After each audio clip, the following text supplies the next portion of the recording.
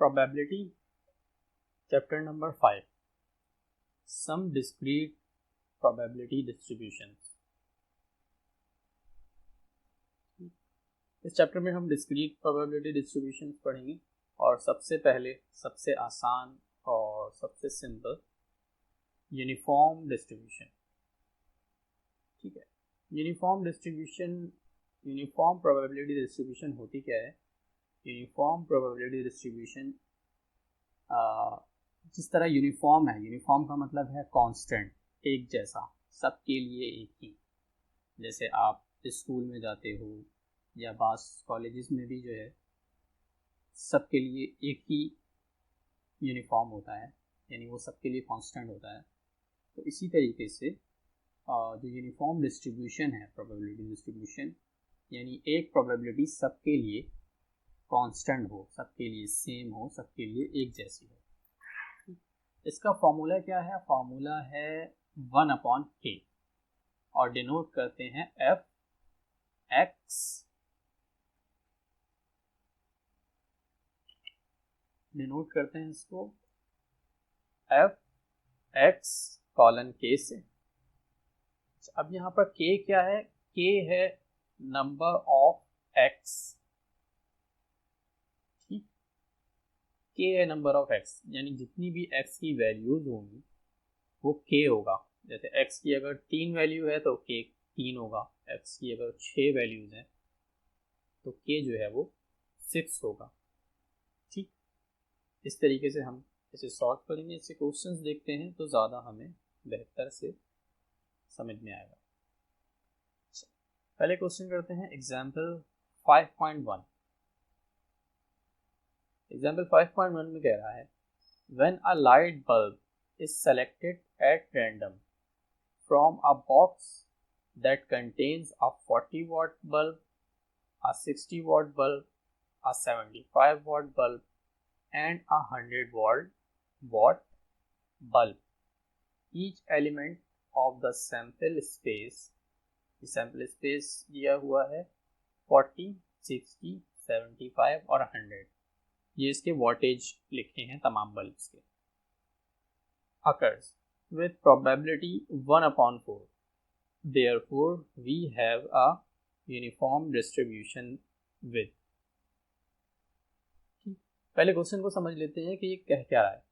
देखिए, एक बॉक्स है, ठीक, उस बॉक्स के अंदर 4 बल्ब रखे हैं, ठीक है। एक उसमें से 40 वाट का है, एक 60 वाट का है, एक 75 वाट का है और एक 100 वाट का है।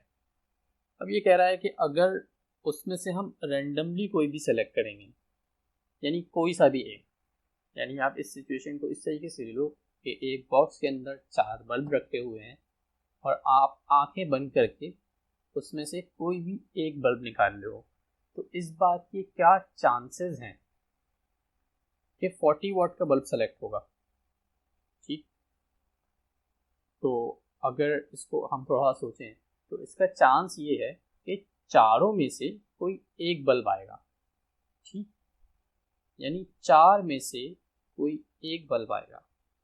और इसी चीज़ को अगर मैं मैथमेटिकल टर्म में लिखूं तो वो इस तरीके से लिखा जाएगा 1/4, यानी 4 में से कोई भी एक।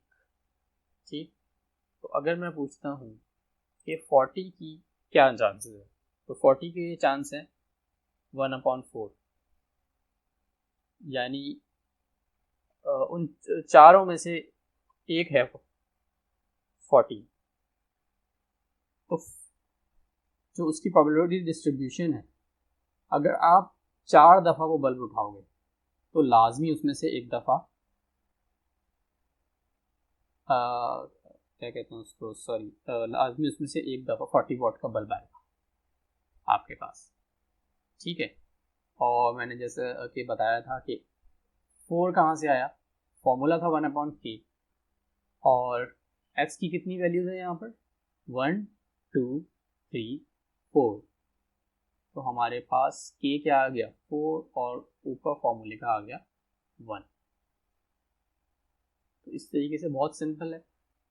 उसके बाद हम यहाँ पर इसको लिख देंगे सिंपल x 40 60 75 और 100, यानी तमाम x की वैल्यूज़ के लिए प्रोबेबिलिटी डिस्ट्रीब्यूशन जो है, यूनिफॉर्म प्रोबेबिलिटी डिस्ट्रीब्यूशन वो सेम है, वो है 1/4।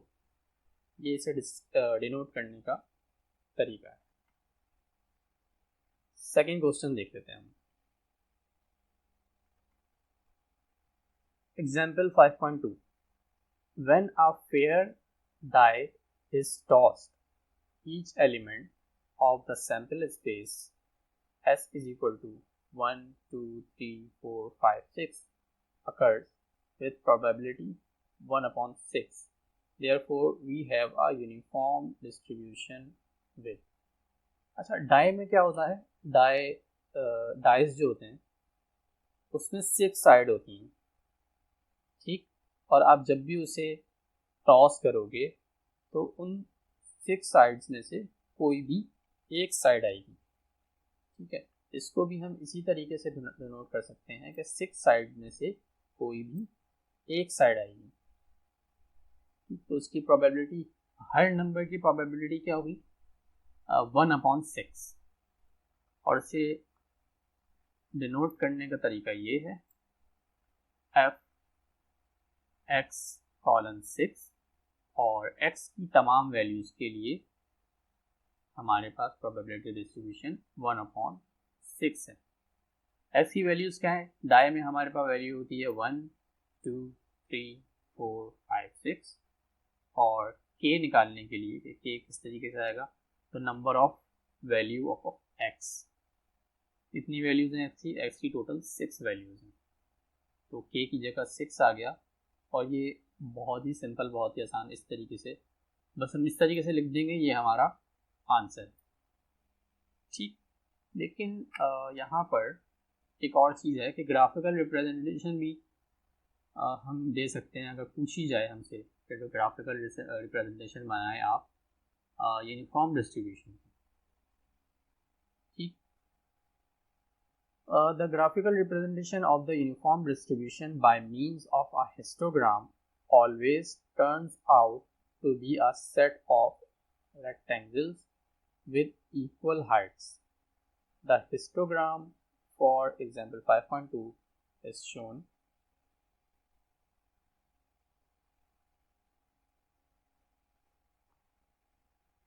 अगर आप प्रोबेबिलिटी इसकी बनाओ तो नीचे x की वैल्यूज लिखी हुई है और ये प्रोबेबिलिटी दी हुई है सबकी, क्योंकि सबकी सेम है, ठीक है। अगर आप इसके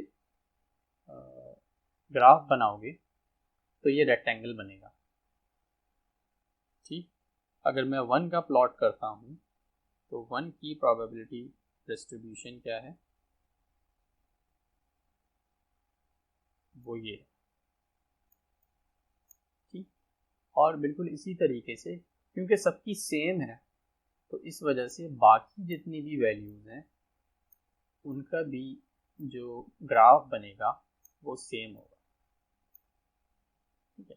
तो अगर कभी ग्राफ के शक्ल में से पूछा जा सकता है, क्योंकि बहुत आसान क्वेश्चन है, और तो उसका ग्राफ अगर बनाने के लिए आए तो इसका ग्राफ रेक्टेंगुलर फॉर्म में बनेगा, जैसे कि ये एक रेक्टेंगल है और सबका सेम, सबकी हाइट सेम होगी। नीचे नंबर ऑफ वैल्यूज़ आ जाएंगी x की और ऊपर आपकी प्रोबेबिलिटी डिस्ट्रीब्यूशन आ जाएगी।